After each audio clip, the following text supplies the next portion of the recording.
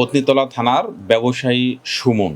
এই সুমন গত 17 তারিখ রাত 10:30টায় তার নিজের ফেসবুক আইডিতে এসে লাইভে এসে সে এইরকম দাবি করে যে তার পাশেরই আর একজন বিকাশ ব্যবসায়ী বুলবুল, তার সাথে অর্থনৈতিক একটা লেনদেন ছিল। তার এই ফেসবুক লাইভ থেকে আমরা যেটা জানতে পারি যে 70,000 টাকা তার কাছ থেকে নিয়েছিল এবং এটি সে সুদের বিনিময়ে নিয়েছিল।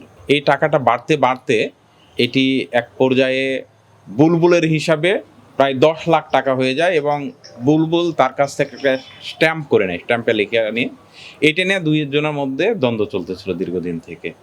তো 17 তারিখ রাত 10:30টার দিকে এই ফেসবুক লাইভে এসে সুমন দাবি করে যে সে এই টাকাটা মহাদেবপুর থেকে নিয়ে যাচ্ছিল। এমত অবস্থায় রাস্তার মাঝখানে বুলবুলের কিছু লোক দিয়ে তাকে অ্যাটাক করেছে এবং তাকে মেরে ফেলবে।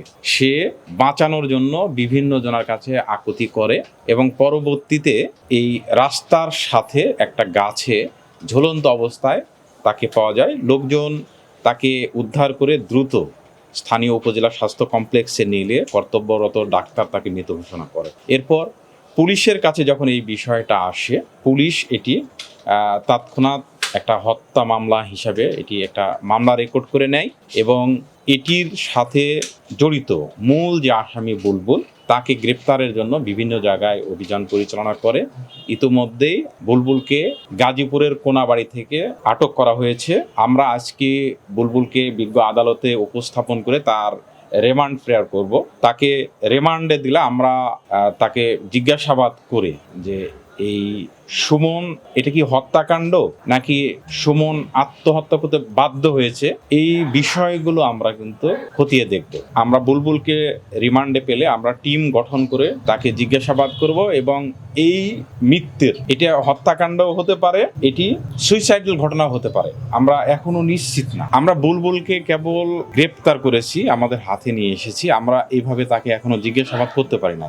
আপনারা জানেন যে আজকে ভোর রাতে তাকে গাজীপুর থেকে গ্রেপ্তার করে সরাসরি নিয়ে আসা হয়েছে। প্রাথমিকভাবে সেই বিষয়টার সাথে জড়িত নয় এটি সে আমাদের কাছে বলছে, বাট আমরা তাকে আরো জিজ্ঞাসাবাদ করবো, তাকে জিজ্ঞাসাবাদ করা প্রয়োজন। আর এই 10 লাখ টাকা সুমন কোথার থেকে নিয়েছে আমরা এই সোর্স খুঁজে বের করার চেষ্টা করছি।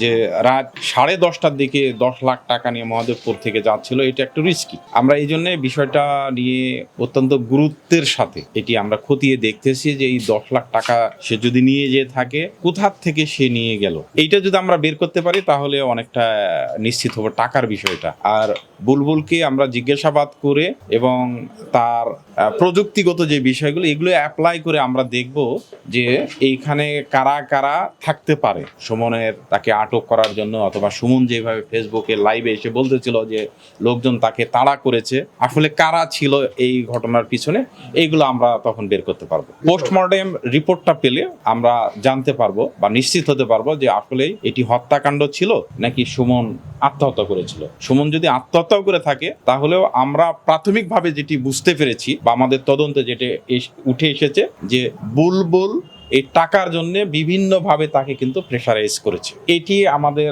সময় লাগবে, আমরা তাকে জিজ্ঞাসাবাদ করে আসলে এই বিষয়টি নিশ্চিত হতে পারবো।